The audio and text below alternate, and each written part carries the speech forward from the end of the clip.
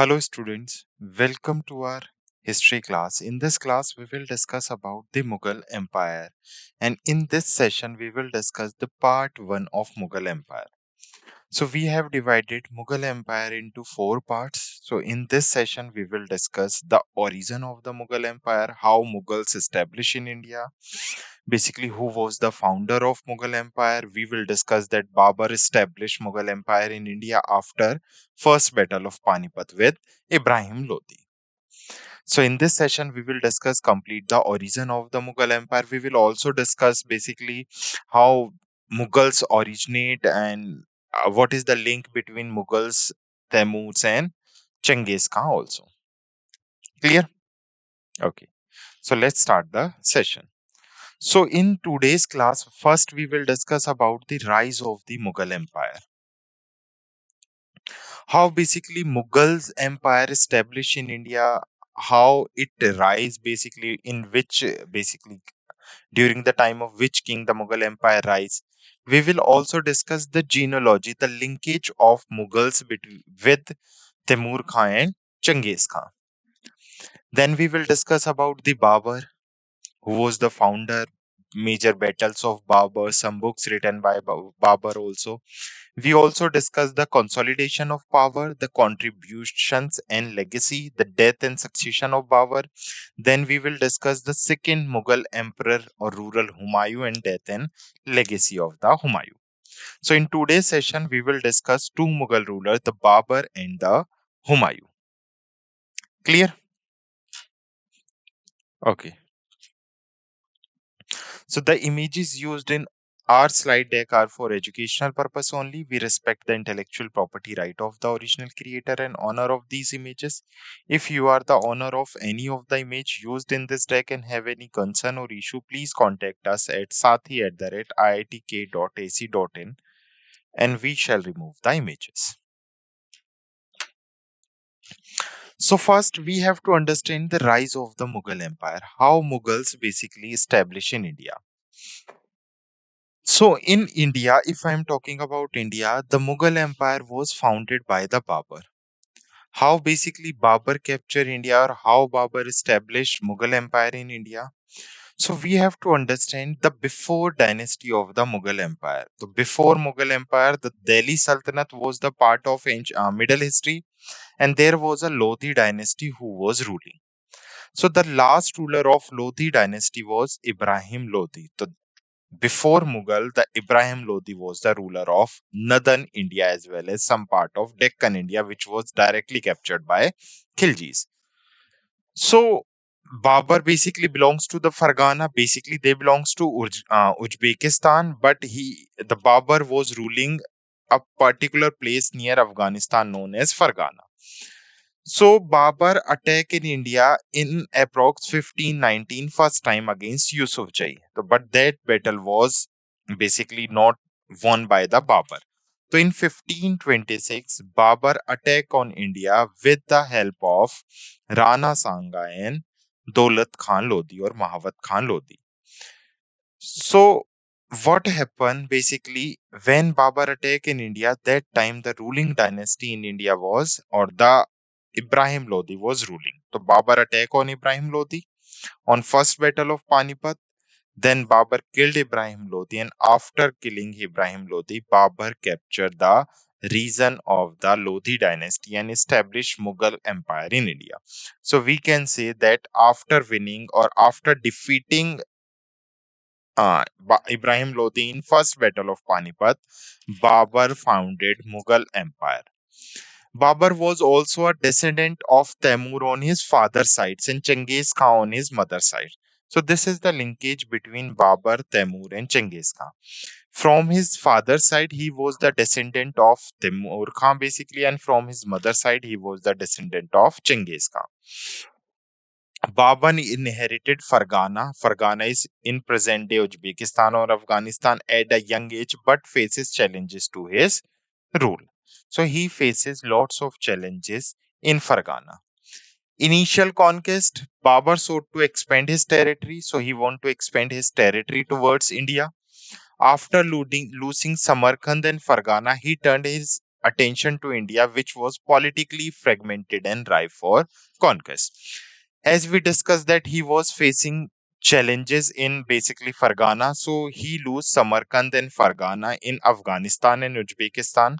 After losing Samarkand and Fargana, now Babur turned his attention to India. He attacked in India in 1526 with first battle of Panipat. He established Mughal Empire in India. Clear?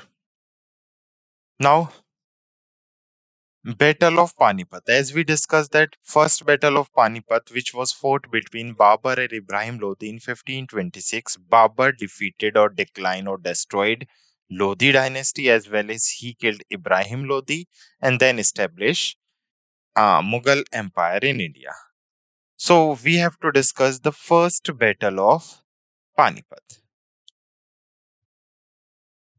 First Battle of Panipat. Okay.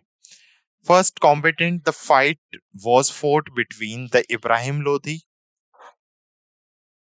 who was the Sultanate of Delhi at Panipat at that time, and he was the last ruler of Lodi dynasty, and between Babur.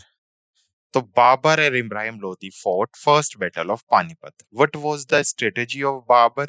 This was the first time when Babur used cannons or artilleries. So Babur used first time cannon in this battle. So Babur used innovative military tactics, including the use of field artilleries and tulugam, or flanking tactics. What was the outcome of first battle of Panipat? So basically, Babur force decisively defeated Ibrahim Lodi, who was killed in battle. So Ibrahim Lodi was killed by Babur in first battle of Panipat. This victory marked the beginning of Mughal rule in India. And after first battle of Panipat, the Mughals established or Babur established Mughal Empire in India. What was the significance of first battle of Panipat? The first major significance is the establishment of Mughal Empire as well as the decline of Lodi dynasty and basically Delhi Sultanate. So the Battle of Panipat is considered a turning point in Indian history as it established Mughal rule in India. Babur victory demonstrated the effectiveness of his military strategy and set the foundation of the Mughal Empire expansion under his successor. Clear? So first battle of Panipat is very important when we are discussing about the Mughal Empire, as Mughals established or founded their empire in India after winning the first battle of Panipat only. Done? Okay. Next is let's understand the genealogy of the Babur. As I told you, there is a linkage from Timur and Chengiz Khan with Mughals. Mughal somehow belongs to the descendant or the generation of the next generation of Timur Khan and Chengiz Khan. So first understand the Timurid lineage, or we can say the link with the Timur. Babur was a fifth generation descendant of Timur or known as Temurlang, a Turco-Mongol conqueror who established a vast empire in Central Asia in late 14th century. So he was the fifth generation of the Timur. Also, we all know that in 1398, the Timur attack on India, and that time the basically mm, Tughlaq dynasty Nasiruddin was ruling in India.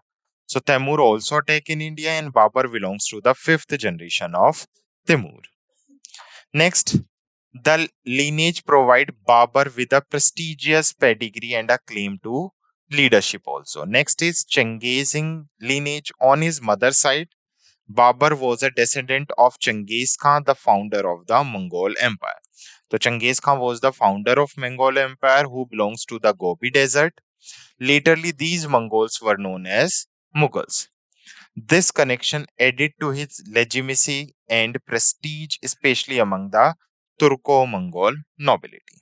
Clear? So this is the lineage or genealogy of Babur with Timur and Chingiz Khan. From Timur side, or basically his father belongs to the Timur side, and from mother side he belongs to the Chingiz Khan. Clear? Okay. Next is, what is the importance of genealogy? Genealogy, what are the major benefit of the genealogy? So first is legitimacy and prestige. Basically, due to generation, the legitimacy and prestige basically increase. So being a descendant of both Timur and Chengiz Khan, they gave Babur a unique standing among Central Asia and Indian nobility. Also, this dual lineage helped him garner support from various factions. Second is cultural and administrative influence. The Timur and Mongol legacy influenced the Mughal administration, the military organization, as well as the culture also. The Mughal inherit the administrative efficiency of Timur Empire and the military prowess of Mongol. Next, through visual representation, we can also understand the family tree of the Mughals. Clear? So also mainly we have to understand the Timur and Genghis Khan linkage. Then we have to understand the linkage of Babur. Then the son of Babur was Humayu, the son of Humayu was Akbar, the son of Akbar was Jahangir, the son of Jahangir was Shah Jahan, and the son of Shah Jahan was Aurangzeb. So these are the most important ruler examiner can directly ask. Clear? Here you can also see that the Babur became ruler in 1526 after winning first battle of Panipat till 1530. After death of Babur in 1530, Humayun became the ruler till 1530 to 1556. In 1540 to 55, he was not the ruler. At that time, the Suri dynasty was ruling over Delhi or the northern India. In 1556 to 1605, Akbar was the ruler. In 1605, after the death of Akbar, the Jahangir became the ruler till 1627. In 1627 to 1658, Shah Jahan was the ruler, and after Shah Jahan's death, or basically before death, Aurangzeb captured Shah Jahan in 1658 or till 1707, Aurangzeb was the ruler. Aurangzeb was the last powerful ruler. After the death of Aurangzeb, the Mughal Empire became very weak and British basically captured the whole India. Done?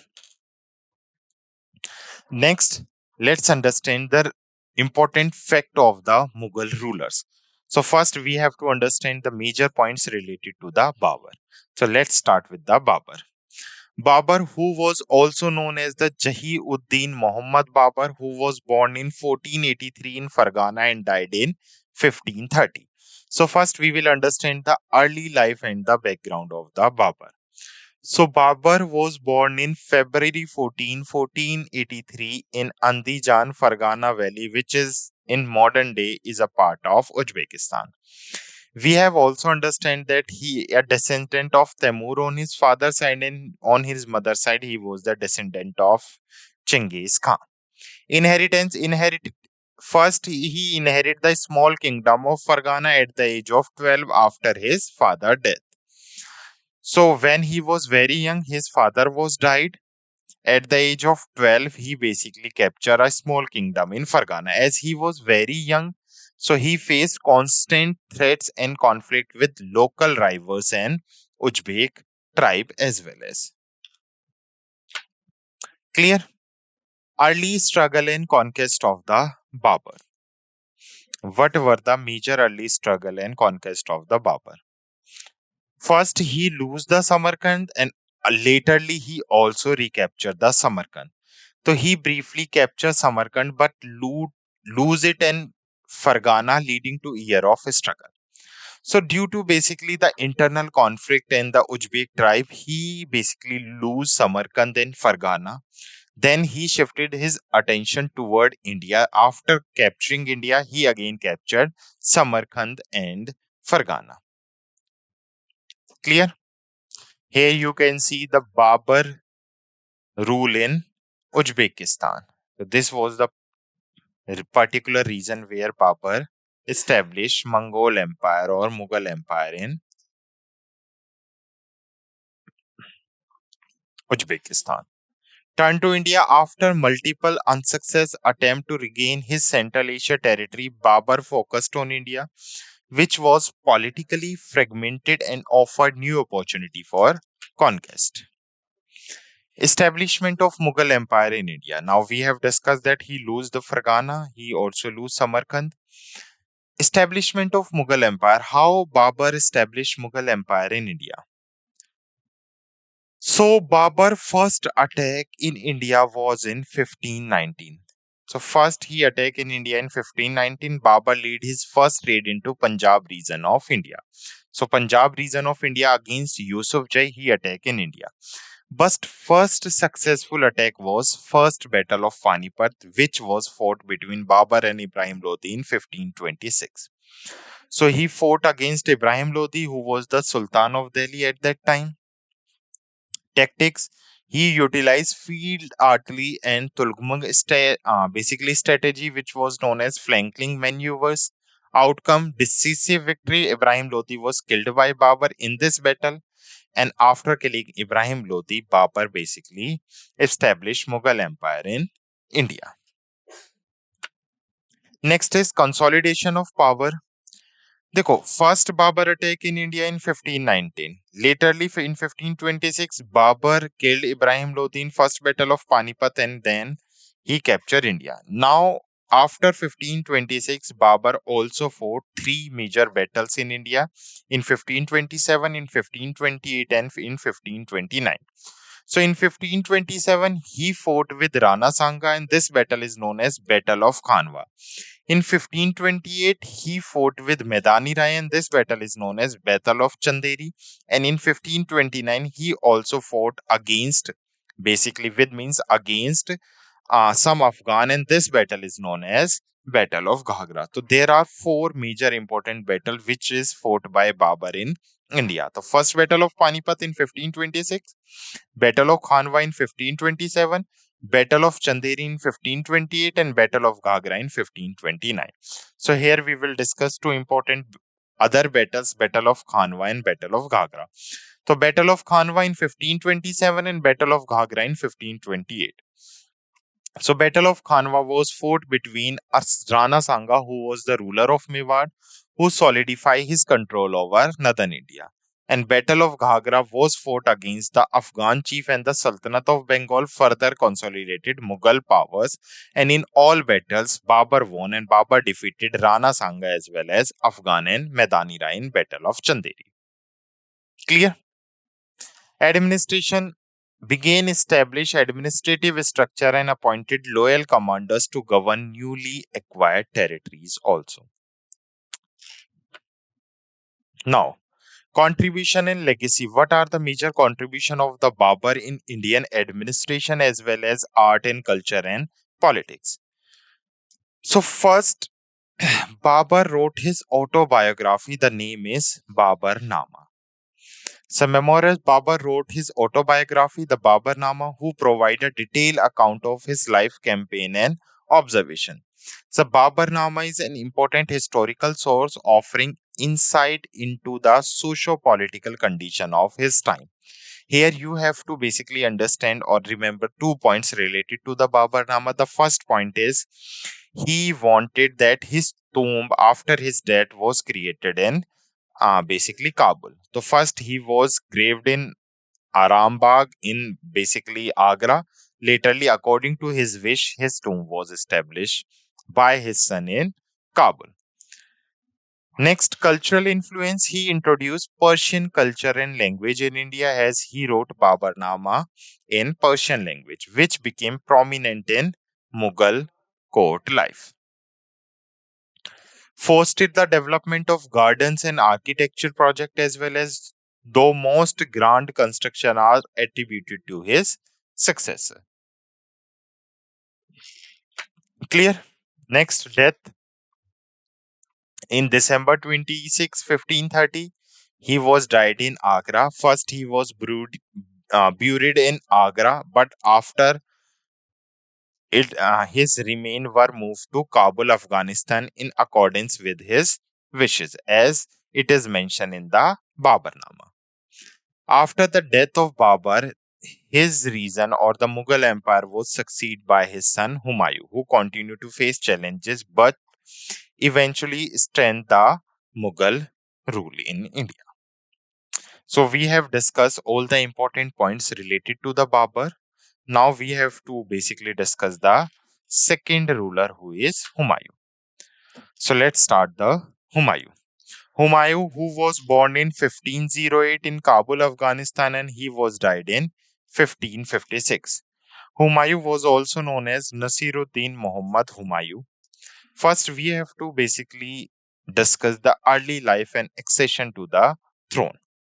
Birth and background: he was born in March 6, 1508 in Kabul, Afghanistan. He was the elder son of Babur among four. Babur, basically Humayun, Kamran, Askari, or Hindal, and also the founder of Mughal Empire, or we can say the actual founder of Mughal Empire, or accession of the throne. He ascended the throne in December 50, followed Babur's death. After the death of his father, as the founder of the Mughal Empire was Babur, but sometime actual founder was Humayun. Inherit a fledgling empire with internal and external challenges. Let's understand the early challenges of the Humayun or for the Humayun. Initial challenges: he faced opposite from Afghan nobles, some Rajput rulers, and some also internal family disputes. Major opponents including Sher Khan, who was later known as Shah Suri, the Afghan leader. So basically, what happened? The Sher Shah Suri or Sher Khan Suri, who belongs to the Afghanistan but staying in India, wants to capture the Mughal Empire. So he attacked on Babur, and this battle is known as Battle of Chosa in 1539. So first he attacked on Babur in 1539 under Battle of Chosa, or laterly he attacked on Babur again. Sorry, not Babur, Humayun in 1540, and this battle is known as Battle of Kannauj. So Sher Shah or Sher Khan Suri wants to capture Delhi Sultanate, or basically wants to capture the Mughal Empire. So he attacked on Humayun at that time in 1539 and 1540, and these battles are known as the Battle of Chosa and Battle of Kannauj. The Battle of Chosa, Humayun was defeated by Sher Khan near the Gang River. After defeating Humayun, Sher Khan Suri got the title of Shah. So, in which battle Sher Khan Suri got the title of Shah? So, after defeating Humayun in Battle of Chosa, he adopted the title of Shah. Then again in 1540, he attacked on Humayun, and this battle is known as Battle of Kannauj. Another significant defeat lead to the loss of his empire to the Sher Shah Suri. Exile and return to power. So basically, from 1540 to 1555, he fled to Persia after losing his empire. He spent approximately 15 years in exile seeking support to regain his throne. He received assistance from the Persian ruler Shah Thampas of the Safavid dynasty. And with the support of Shah Tahmaps, he again attacked on Delhi in 1555, and this battle is known as Battle of Sirhind. In Battle of Sirhind, he defeated Shah Suri's son Sikandar Suri, and again basically capture or recapture Delhi and Agra. So with Persian support, Humayun recaptured Kabul in 1545. So he captured Kabul in 1545, and in 1555 he recaptured Delhi and Agra with the Battle of Sirhind. And in 1555 he declined Suri dynasty. Administration and cultural contribution of the Humayun. The first Persian influence. The years in Persian greatly influenced Humayun court culture and administration. He also introduced some Persian customs, some arts and architecture style to the Mughal court. Administration. He began to reorganize the administration, but his reason was cut short, limited extensive reforms. Death and legacy. In 1555, he recaptured Delhi and Agra in Battle of Sirhind, but in 1556, January 27, due to an accidental fall from the stair of his library, Shah Mandal, known as Deen Pana Bhavan in Delhi, he died in Delhi, Laterly, his tomb was established or created by his son Akbar in Delhi. And this tomb is known as Humayu tomb, which is now a UNESCO World Heritage Site with Taj Mahal. After the death of Humayun, he was succeeded by his son Akbar, who would go on to become one of the greatest Mughal emperor and expand the empire significantly. Clear? So we have discussed Babur as well as Humayun. In the next class, we will discuss about the Akbar and Jahangir rule in India. Also, his biography Humayun Nama was written by his sister Gul Badan Begum. Clear? So I hope you understand this session. Thank you.